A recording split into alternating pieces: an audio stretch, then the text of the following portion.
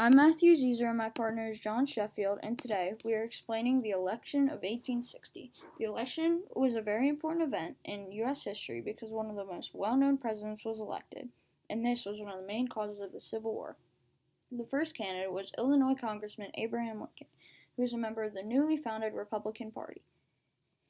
His campaign was highlighted by his opinions on slavery. People may think Lincoln was an abolitionist, but truly he was just against the movement of slavery to the West, and he didn't want to touch the areas of the Union that slavery was already legal. Because of these opinions, he decided not to campaign in the South. The next candidate was Stephen A. Douglas, an Illinois politician, who was well known throughout the nation because of his idea of popular sovereignty, which was demonstrated in the Kansas-Nebraska Act, and he was nominated by a two-thirds vote by a group in Baltimore. Another candidate was elected in Baltimore a few months later. He was a lawyer from Kentucky whose name was John C. Breckinridge. Both of these candidates were members of the Democratic Party, which posed as a problem later in the election, even though most of the South favored Breckinridge over Douglas. The final candidate was Union Party candidate John Bell, who at the time was a Tennessee politician who was not too well known until the election. Now that the matchups were set, the voting began after well-fought campaigns from all the candidates. By the end of the voting, though, John Bell won 4 of the border states and finished with 13% of the votes.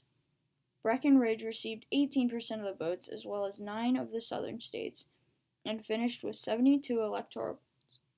Douglas got 30% of the votes but only received 1 state as he got most of his votes in states that Lincoln won and only finished with 12 electoral votes.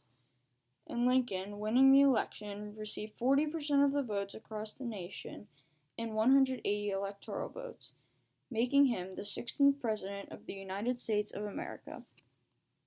Although the South hated his opinions on slavery, they were so mad, in fact, that they didn't even put his name on the ballot because they figured that no one would vote for him.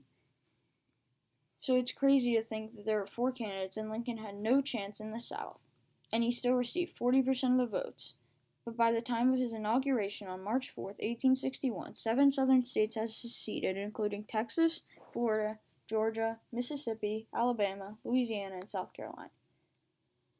So, to recap, 4 candidates went into the election, 2 Democratic, 1 Republican, and 1 Union candidate. Lincoln appealed to only the North and won 40%, and Breckinridge claimed the South with 18%. So, Lincoln ended up winning the election because of his opinions toward slavery expansion. 7 states had seceded by the time of his election. They opposed him so much, in fact, that 9 southern states, no one was allowed to vote for him because his name wasn't even on the ballot.